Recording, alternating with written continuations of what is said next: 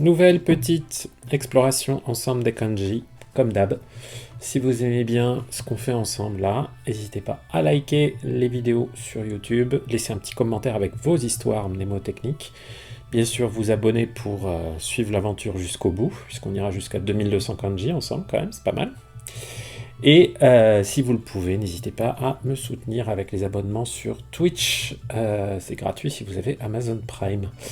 Voilà, voilà. Et d'ailleurs, un grand merci à tous les abonnés. Donc, si on reprend nos charmants petits kanji, on en est au numéro 819 cette fois-ci.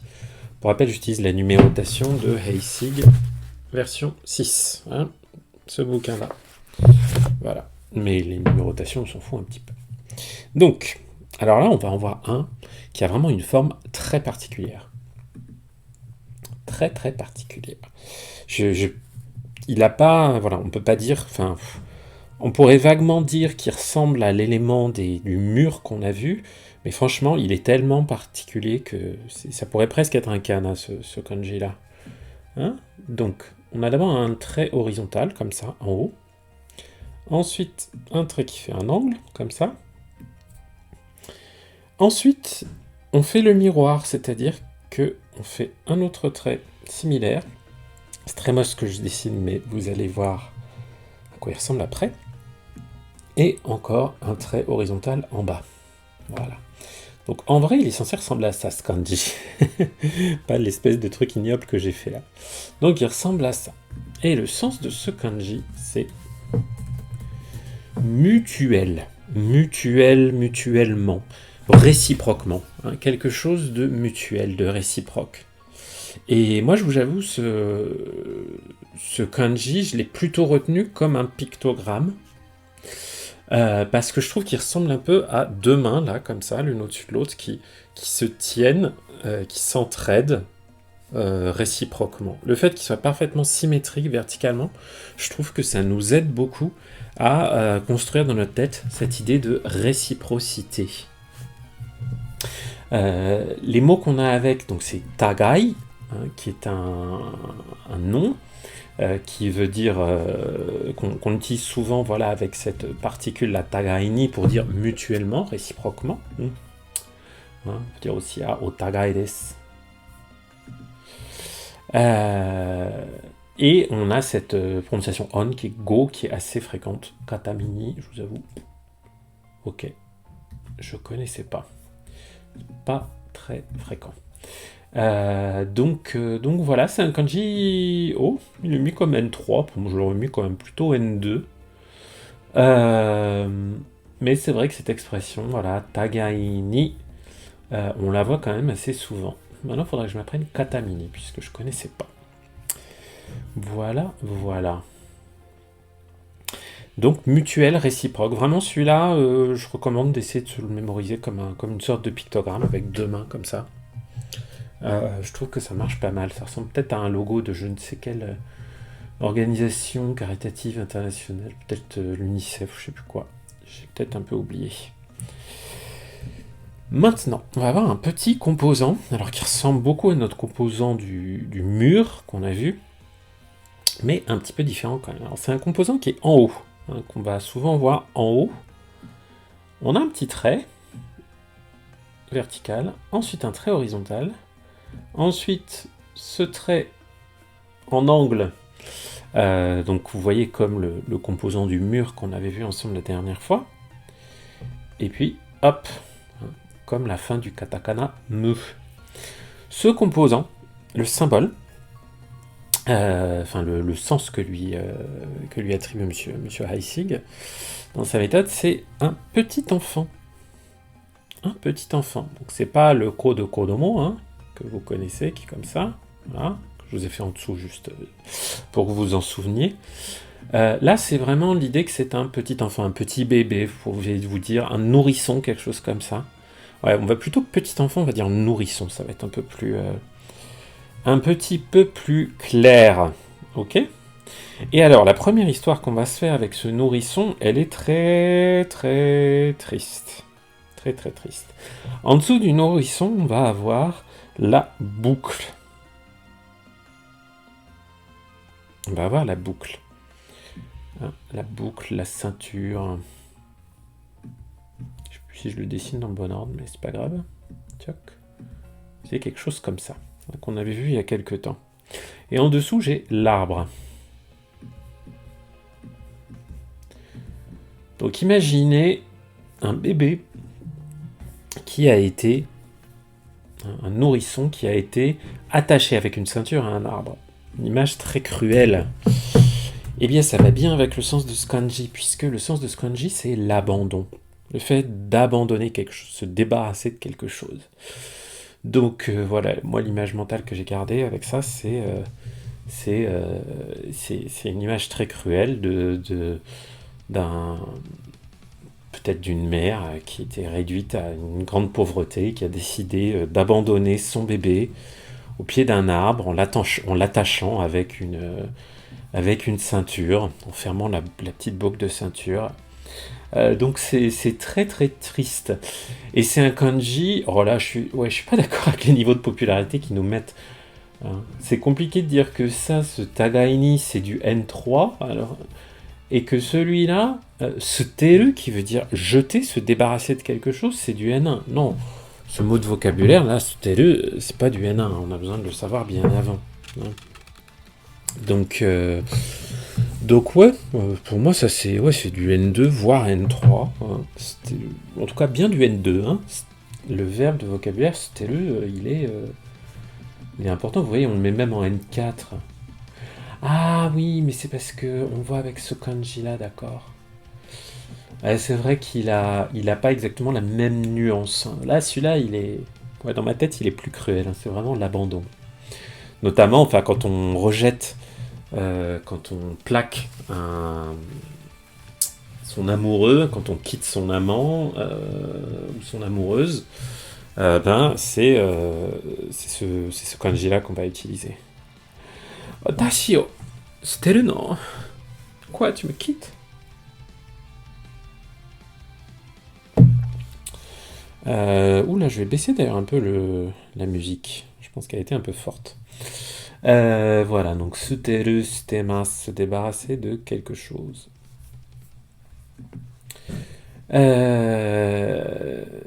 Et cette lecture qu'on trouve aussi, ouais, quand même. Ah oui, ce mot kiken, l'abstention. Littéralement le fait d'abandonner son droit, son autorité en tant que voteur, son droit de vote. Voilà. C'était le suivant. Alors le suivant, je trouve qu'il est très facile à mémoriser. Donc on a en haut encore notre bébé. Et en dessous, on a la lune. Je vous rappelle que quand on a la lune dans un composant en kanji, son sens primitif, c'est une partie du corps, la chair. Donc j'ai un enfant, un petit bébé, et en dessous, la lune, partie du corps. Le sens de ce kanji, c'est l'éducation, le fait d'élever un enfant, le fait de faire grandir un enfant, d'élever un bébé. On a le verbe sodatsu, qui veut dire être élevé, sodateru, qui est la version transitive, qui veut dire donc élever un enfant. Et cette prononciation iku, qu'on trouve dans un mot comme kyoiku, qu'on va sans doute avoir en dessous. Oh non. Ouais, ok. Ils nous ont mis carrément. Donc, kyoiku, l'éducation. Là, ils ont mis un exemple avec sei kyoiku, qui veut dire l'éducation sexuelle. Voilà. Et le verbe sodatsu. Donc, toutes ces prononciations, là, sodatsu, sodateru, sodachi, iku, elles sont fréquentes. Hagukumu, c'est un peu plus rare quand même. Mais ça existe quand même. Donc voilà, un très bon kanji à connaître, vous voyez, hein, avec des mots comme kyoiku. L'éducation, c'est des mots importants qu'on voit assez fréquemment. Donc, l'éducation, un petit bébé, un nourrisson et les parties du corps. Moi, l'histoire que je m'étais fait, c'était donc l'éducation physique, l'éducation du corps. C'était essentiel dès le plus jeune âge. Donc j'ai pensé à des enfants, des petits, tout petits, qui commençaient à peine à marcher, qui peut-être faisaient genre de la baby gym, quelque chose comme ça. Voilà, ce kanji-là, moi, il m'évoque la baby gym, dans ce sens d'éducation sportive, d'éducation physique des petits enfants. Mais bien sûr, c'est toute forme d'éducation qu'on a avec ce petit kanji-là. Alors, le suivant, il est un peu coton. Visuellement, il est complexe, puisqu'on a 3 éléments verticaux, enfin 3 éléments qui se suivent l'un à côté de l'autre. D'abord, on a la clé des doigts. Les doigts. Ensuite, on a les petits enfants, notre petit nourrisson. Et en dessous, la lune. Donc, vous voyez qu'on a l'éducation, donc les doigts, l'éducation et le contremaître, notre sinistre personnage à la mauvaise réputation. Le contremaître. The Taskmaster, comme l'appelle Monsieur Heissig. Donc j'ai mes doigts, j'ai l'éducation et j'ai le contremaître. Ok.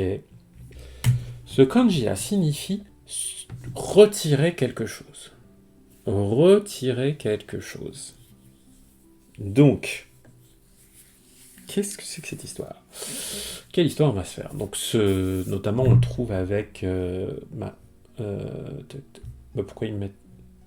Pourquoi j'ai aucun mot de vocabulaire avec? C'est très bizarre, ça. Tetei, non, par exemple. Tetai, ouais. Ah, non.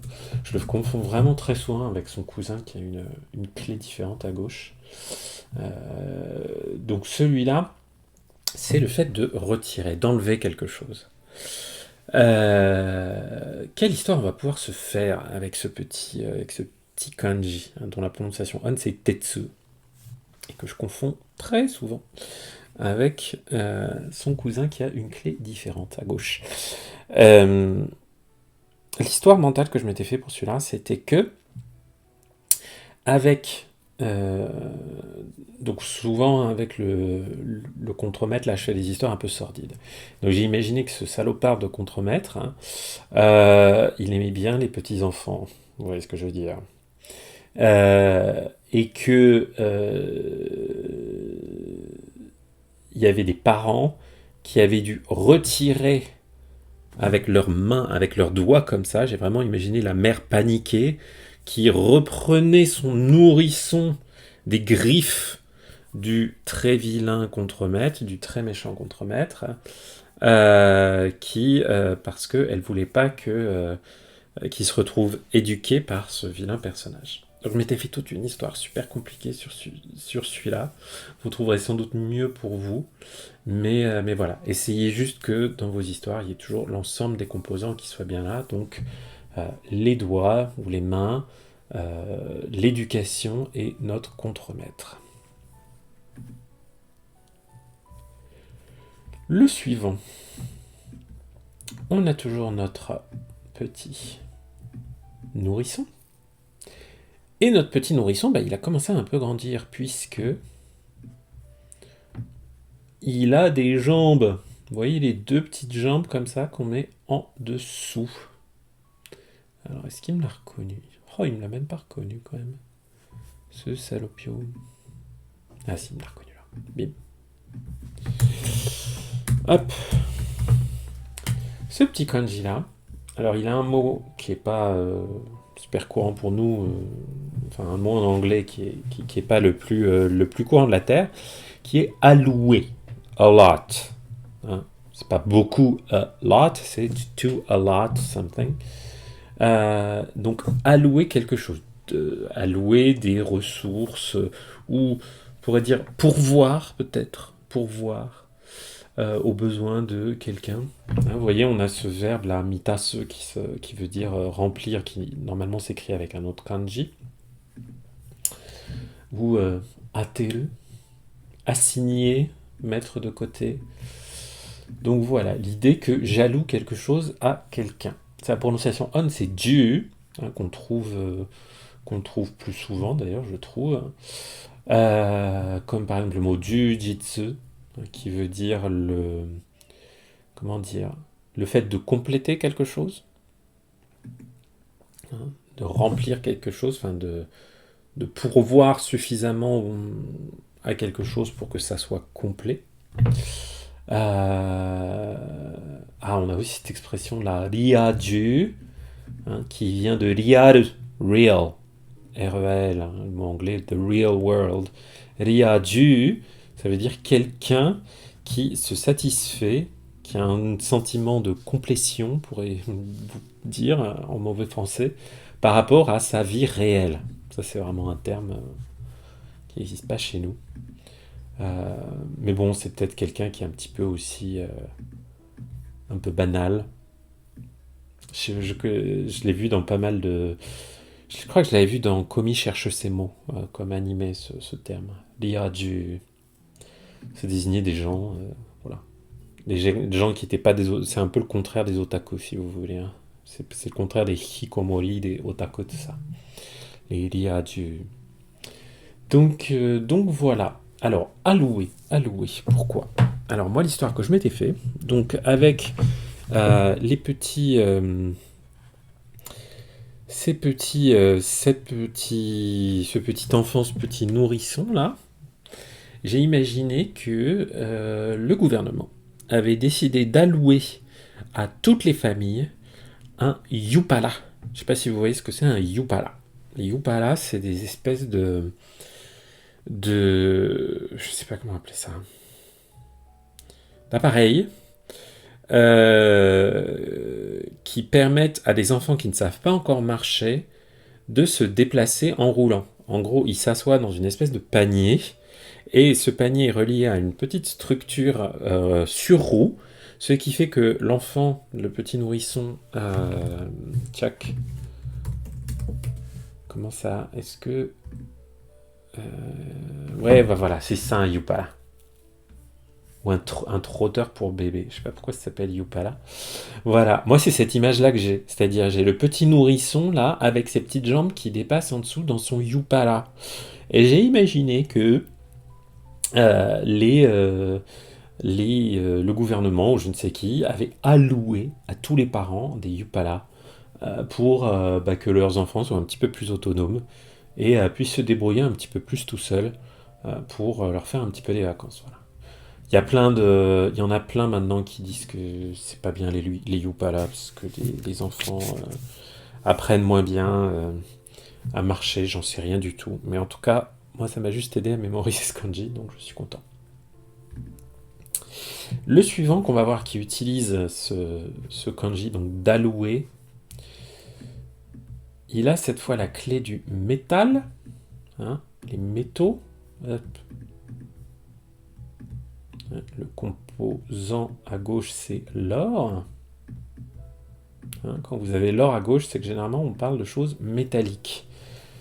Donc j'ai le métal et à droite, j'ai alloué. Alloué quelque chose. Ok. Voilà. On a alloué du métal. Qu'est-ce que ça veut dire tout ça? C'est un flingue, un pistolet, une arme à feu. Une arme à feu. Voilà ce que veut dire ce kanji. Il se prononce tout simplement ju. Hein, si vous prononcez juste ju. Une arme de poing, un petit flingue, on peut dire kenju. Hein, littéralement comme le ken, le poing. Un pistolet. Donc voilà, mais on peut simplement dire ju pour un flingue, un pistolet en japonais. Et c'est ce kanji-là qu'on utilise dans ce cas-là. Eh bien, moi j'ai pensé à la triste réalité de la diffusion des armes aux États-Unis. Et je me suis dit que, énormément de gens aux États-Unis se voyaient allouer un morceau de métal. Et que ce morceau de métal, c'était un flingue. Voilà. J'ai pensé au caractère métallique des armes à feu. et au fait qu'elles étaient allouées, malheureusement, aux États-Unis, à un très grand nombre de personnes, et que c'était quand même une grosse source de violence. Voilà.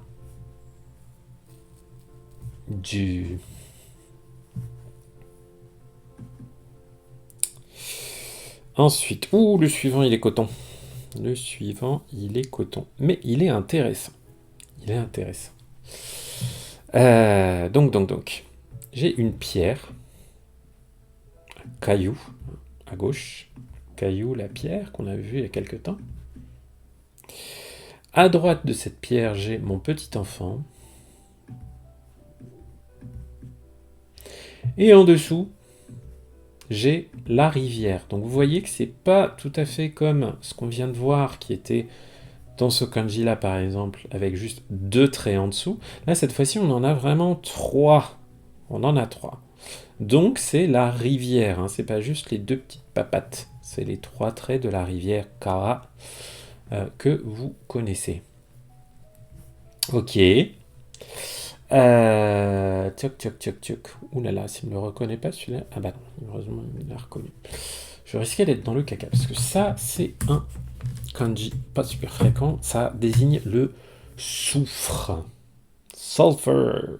Waouh. Comme dans Liu San, l'acide sulfurique, si je dis pas de bêtises. Voilà, hein, l'acide sulfurique. Bon, c'est pas le genre de kanji que vous allez voir tout de suite quand vous commencez à apprendre le japonais. Hein. Ce qui est intéressant, c'est que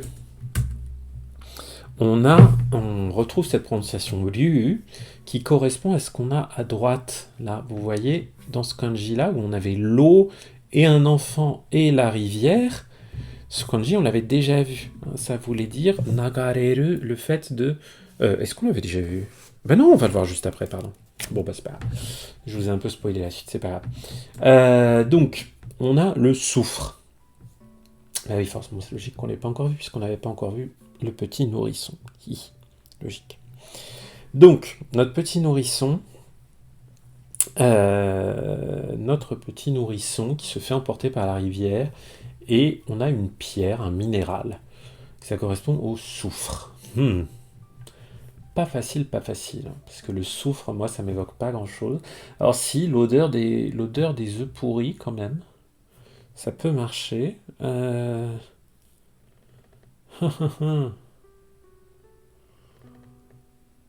peut se faire une histoire absolument sordide. Hein. Imaginez, tout à l'heure, vous voyez le petit enfant qui avait été abandonné par sa maman et qui avait été ligoté à un arbre avec une ceinture.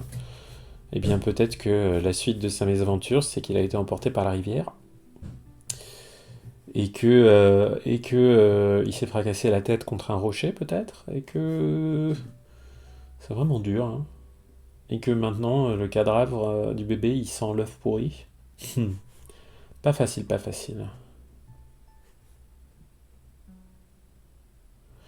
Ah, intéressant. Il y en a qui disent que le soufre, c'est un minéral, comme une pierre, mais que ça a l'odeur du pipi des bébés. Peut être pas mal ça.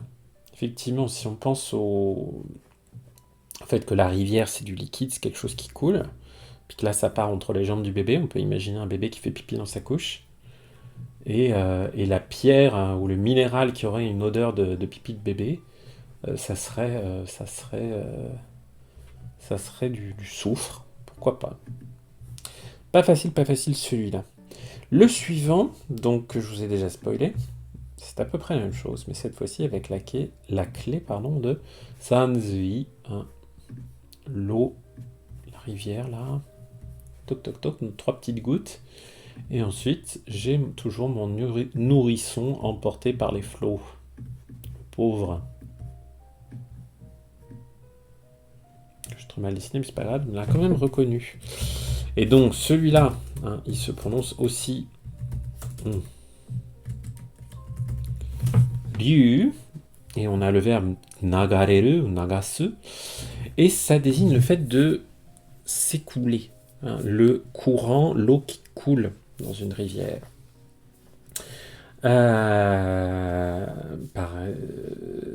Oui, bah voilà. Donc là, on est sur quelque chose de beaucoup plus courant que notre histoire de soufre. Donc avec un peu de chance, vous pourrez plus facilement le mémoriser puisque vous le verrez plus souvent. Et donc bah moi, je m'étais fait cette image mentale du pauvre petit nourrisson qui était emporté par le courant des flots de la rivière. Voilà. Est-ce que quelqu'un va réussir à le sauver? Je ne sais pas. Je ne sais pas. Celui d'après.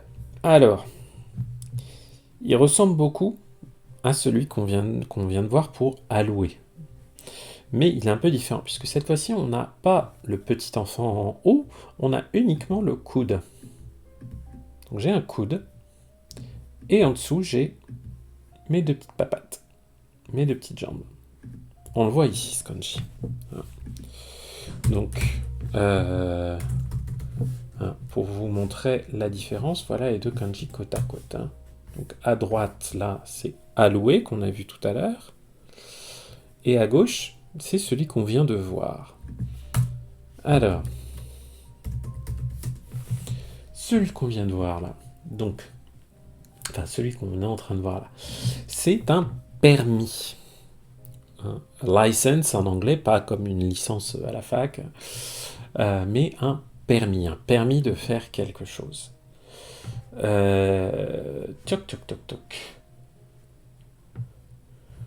Comme par exemple, ouais, avec Inka ou Inkyo, permis, une permission, une autorisation de faire quelque chose. Inka ou Inkyo. Voilà, voilà. Alors, quelle histoire je m'étais fait avec ça? Bonne question. Je crois que je m'en souviens plus trop. On va aller voir du côté de Kohi. Ah, il y a quelqu'un qui s'est imaginé qu'on avait besoin d'un permis, d'une autorisation pour montrer ses coudes et ses jambes dans les pays du Moyen-Orient. Je ne pense pas que ce soit le cas. Mais ah ouais, pourquoi pas, on pourrait penser un truc comme ça, un permis de montrer son coude ou... Ah, vous pouvez penser... Oui, peut-être que par exemple, quand vous rentrez dans un lieu de culte à visiter, vous savez, souvent dans les églises, par exemple, on vous dit qu'il faut avoir une tenue correcte, quoi. Qu'il faut pas se balader en string quand on fait du tourisme dans une église. Voilà, on n'y va pas en string et en tongs. Et c'est pareil dans tous les lieux de culte. Donc on pourrait se dire que euh, il n'est pas permis de montrer ses jambes à l'air et ses coudes, ses aisselles, tout ça, lorsqu'on visite un lieu de culte. Ah, c'est bien ça. Vous pouvez perdre votre licence de boxeur si vous donnez des coups de coude ou des coups de pied pendant un combat. Ou à l'inverse, vous pouvez vous dire que à la boxe taille, c'est permis de donner des coups de coude et des coups de pied. J'aime bien ça. On peut se prendre la boxe taille avec ça. Ouais. À boxe taille, vous avez le permis, vous avez l'autorisation de donner des coups de coude et des coups de pied. Et coucou dans le chat, c'était super calme depuis le début. Bonjour, note. Oula, tu me fais un exercice de prononciation.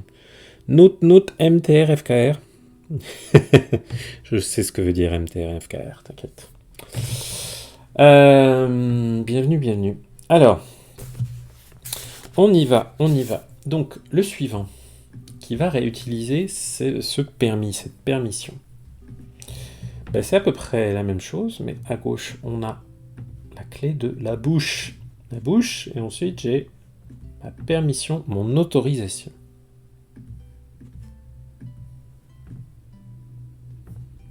Pam, il est là.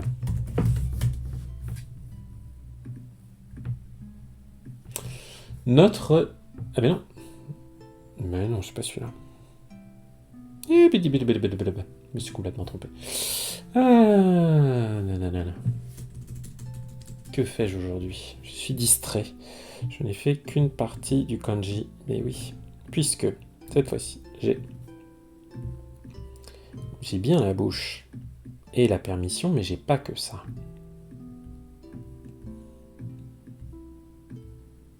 Hop, en dessous de ma permission, j'ai les jambes qui marchent. Les jambes qui marchent. Tchouk, tchouk, tchouk, tchouk. Alors, est-ce qu'il va me le retrouver, celui-là? Bam, bam. Donc, j'ai mes deux petites jambes là, hein, en dessous de mon coude. Ouhou, alors ça veut dire qu'il va falloir que je me souvienne de mots qu'utilise ce kanji, c'est pas grave.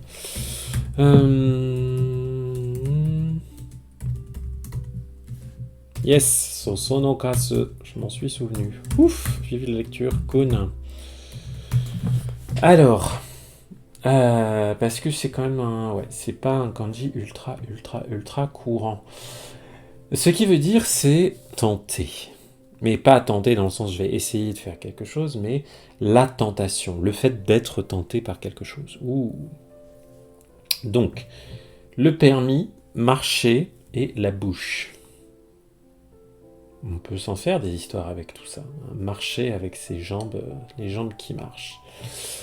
Et tout ça, ça indique la tentation. Donc voilà, ces deux verbes-là. Ah oui, kyosa, l'instigation. Faut que je me le révise ce mot. Tuk tuk tuk tuk. Sosoru soso no kasu.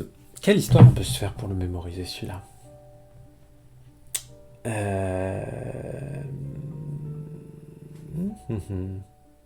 Ah, je crois que je m'étais fait une histoire avec une femme très séduisante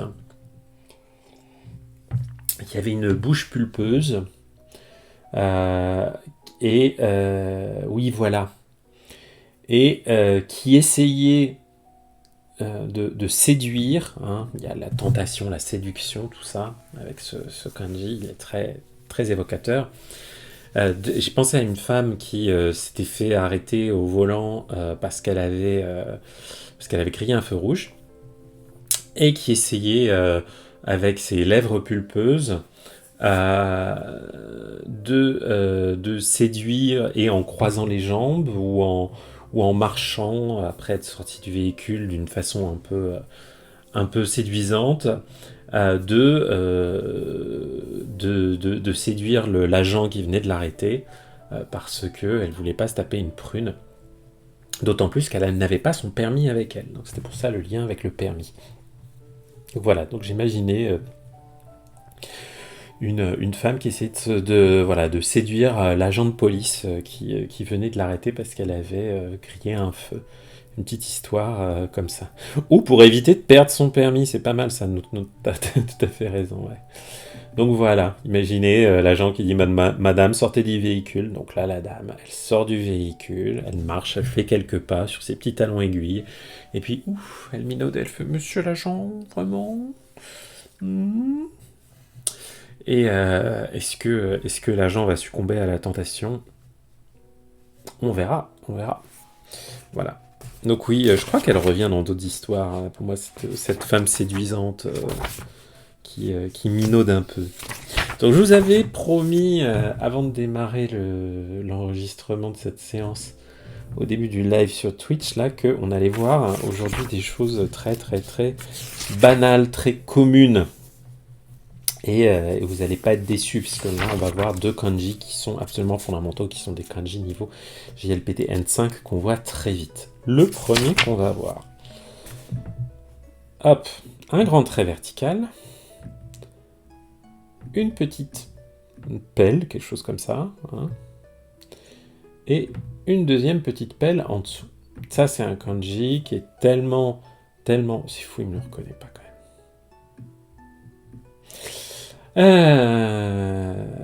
Il est là, hein. C'est un kanji tellement banal, tellement commun que il n'y a même pas à se faire d'histoire mnémotechnique, hein, puisque c'est un truc qu'on va voir tout le temps quand on commence à faire du japonais. Ce kanji, c'est celui du verbe deru qui veut dire sortir, partir. C'est aussi le kanji qui sert à faire son équivalent transitif qui veut dire sortir quelque chose. notamment sortir quelque chose de son sac pour le présenter, hein, ce verbe das, il a donc il veut dire je sors quelque chose, mais souvent je montre, je donne à quelqu'un quelque chose. Quand par exemple vous allez remettre à quelqu'un un rapport que vous avez écrit, c'est ce verbe-là qu'on va utiliser, das. Hein, ce verbe das utilisé en combinaison avec un autre verbe, il veut aussi dire commencer à faire quelque chose. Par exemple, si vous combinez avec le verbe hashiru, qui veut dire courir, que vous prenez le radical de la forme en masse, hashirimasu, courir à la forme en masse, donc à la forme polie, hashirimasu. Vous virez le mas, hashiri, et vous rajoutez derrière le verbe dasu, hashiri dasu, ça veut dire commencer à faire le verbe en question. Donc, en l'occurrence, commencer à courir. Ha, kyū ni hashiri dashita. Hanzaisha wa kyū ni hashiri dashita. Le coupable est soudain parti en courant. Donc, sa prononciation on, c'est shitsu. Sa prononciation sui, franchement, ouais. C'est rare. La prononciation que vous allez vraiment voir le plus souvent, c'est shutsu, hein, comme dans des mots comme shupatsu, le départ.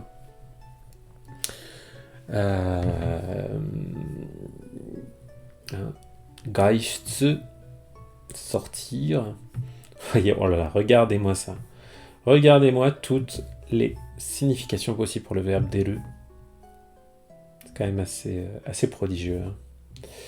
Parce que deru, ça veut dire sortir, mais ça veut aussi dire apparaître, être là. Il y a l'idée de quelque chose qui était ailleurs, qui est sorti et donc qui est apparu. Mais il faut voir que c'est un sens positif, souvent, ce deru.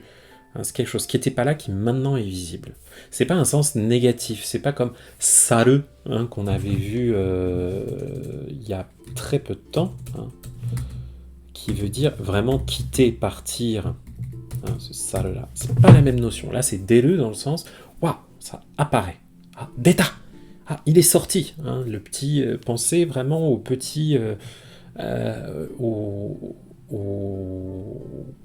vais y arriver, au lapin qui sort du chapeau du magicien. Voilà, c'est ça pour moi ce kanji-là. Deru. Donc celui-là, pas question de se faire des histoires mnémotechniques. On va le voir vous allez le voir tellement souvent que voilà quoi. Voilà. Effectivement, il ressemble beaucoup, sinon, au kanji qu'on va voir juste après, qui est un kanji tellement fondamental que c'est généralement l'un des 3 premiers kanji qu'on voit, puisque c'est la montagne. La montagne. Yama. Hein, ou san dans sa prononciation on. Donc voilà, ça y est. Vous voyez, c'est un peu le caractère original, parfois un peu frustrant de cette méthode avec Haisig, c'est que un caractère comme Yama, qui est un caractère qu'on voit généralement dans la première leçon où on étudie les kanji, et bien dans la méthode Haisig, il n'arrive qu'en position 830. Et oui. Et on aura vu d'autres kanji beaucoup plus compliqués avant de commencer à étudier celui-là. Donc ce kanji, c'est évidemment un pictogramme, ça représente une montagne, hein, vous voyez le pic là. Donc pareil, comme le précédent, c'est pas un kanji sur lequel on a besoin de se créer une histoire mnémotechnique particulière, c'est la jolie montagne. Ça, c'est une belle montagne. Bon. Et ce qui est cool, c'est que du coup, maintenant qu'on les a vus, ceux-là, on va pouvoir voir un nombre incalculable de kanji qui les utilisent. Je vérifie juste où on en est. 1, 2, 3, 4, 5, 6, 7, 8, 9, 10, 11, 12. Pas mal. Bon, on va 11, 12. On va s'en faire encore 3, 4. Donc, le premier qu'on va voir, c'est avec la clé des doigts, hein, ou de la main, là, que je mets à gauche, et à droite, sortir, deru. Sortir, faire apparaître quelque chose. Alors, est-ce qu'il me l'a trouvé? Il me l'a pas trouvé. Tchouk, tchouk, tchouk. Eh ben, on va se faire une petite recherche par... je sais pas pourquoi il m'embête comme ça. Ah oui, mais c'est parce que je fais pas bien l'ordre des traits. Hi hi hi, il a raison de ne pas me le trouver. Allez. On va faire d'abord le grand trait, ok. Ensuite, on va faire les deux petites pelles. Et là, je pense qu'il va mieux aimer. Ou pas d'ailleurs. Non. Sad face. C'est pas bien grave. On va faire une recherche par clé. Donc, 1, 2, 3. Ils sont où mes doigts? Ils sont là.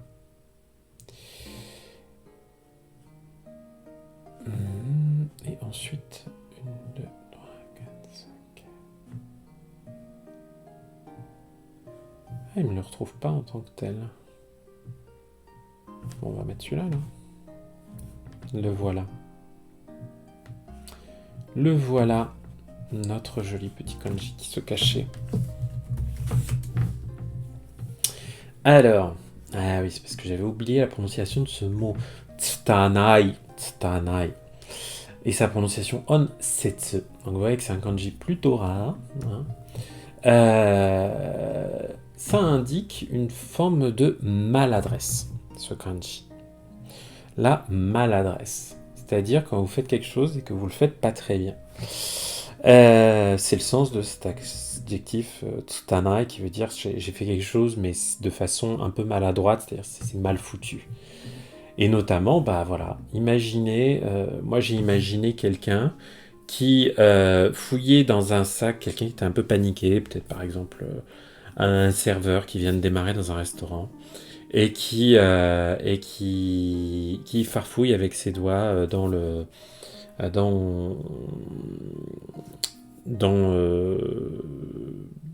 un sac ou je ne sais où pour sortir quelque chose, puis qui fait tout tomber, qui met tout par terre, voilà, parce qu'il est très maladroit. Donc voilà, parce que le terme qu'a mis Heissig avec c'est bungling, qui est pas un mot super courant pour nous les francophones.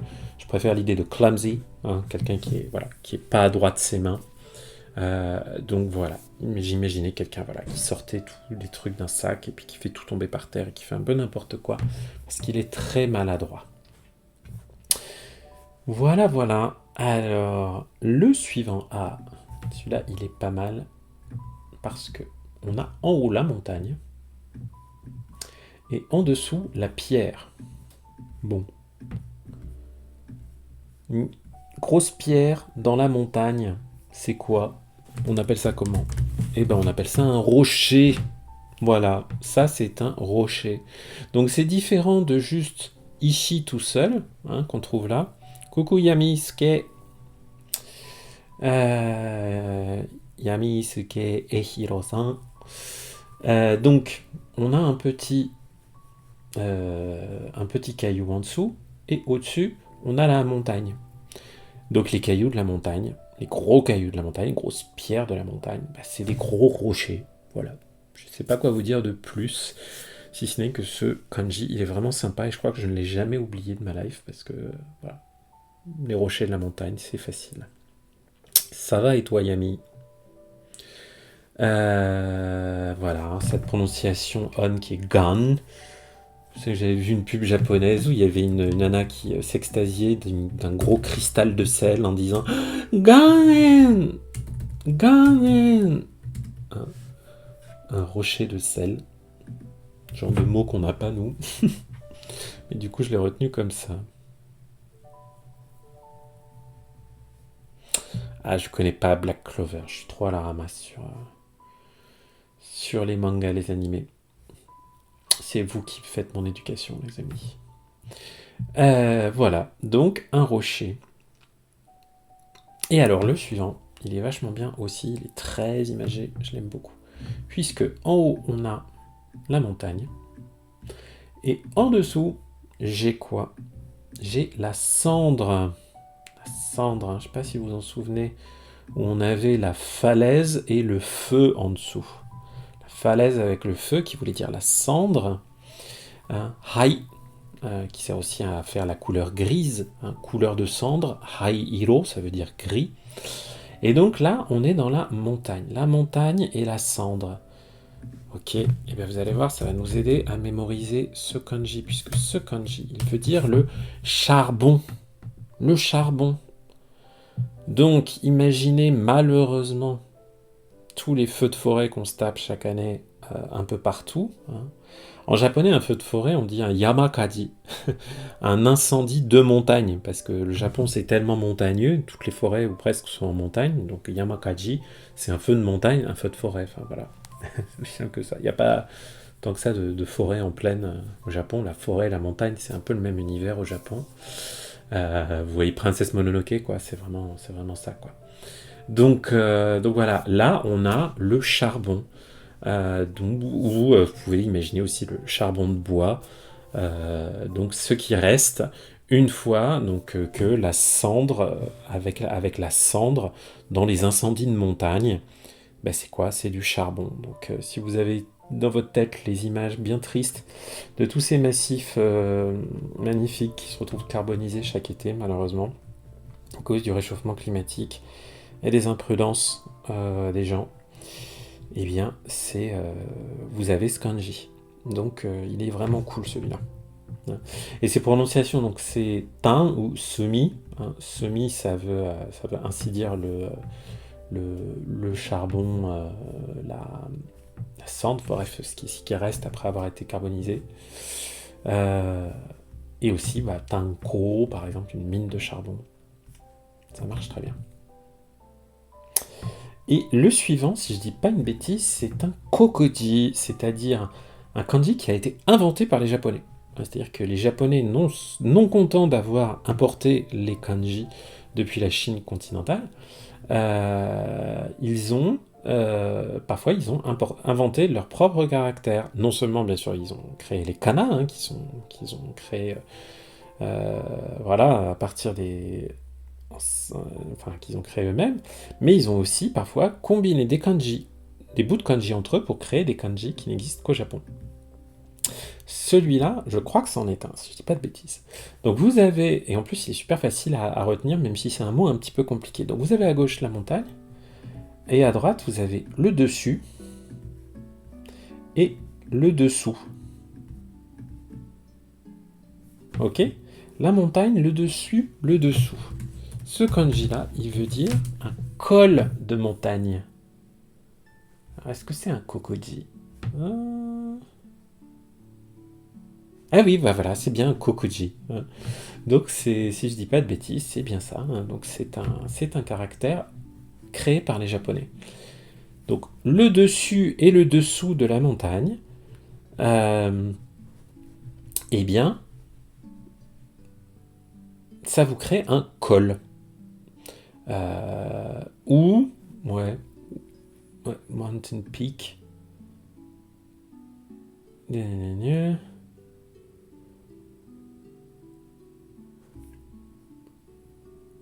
Ouais, enfin. Tiac. Sachant que le col, il peut être en haut. Ouais, je suis vraiment une quiche en géographie et en, en topologie, tout ça. Topographie. Bref. Imaginez le haut et le bas de la montagne, le point le plus haut, le point le plus bas, et qu'il y a un passage là. Voilà, c'est votre passage dans la montagne. C'est ce kanji là. Donc je trouve qu'il est vraiment facile. Et du coup, il n'a qu'une lecture cône. Hein. Vous voyez à quel point il est nippono-japonais, ce caractère. Et il se lit Toge. Toge o kosu. Voilà. Mais donc, plutôt qu'un col, hein, dans mon idée, c'est vrai que le col, c'est plutôt en bas, hein, dans la vallée. Mais bon, là, ça peut être relativement haut, quoi. Hein. Enfin, c'est le point le plus élevé de la montagne. En tout cas, c'est un point difficile que vous allez passer. Hein, puisque vous voyez que cette expression, la toge o kosu, tiens, je vais me l'ajouter à mon anki, qui veut dire donc dépasser le point critique, le point le plus difficile. Hop, comme ça, il sera mémorisé. Et voilà, et on en a fini avec cette petite série.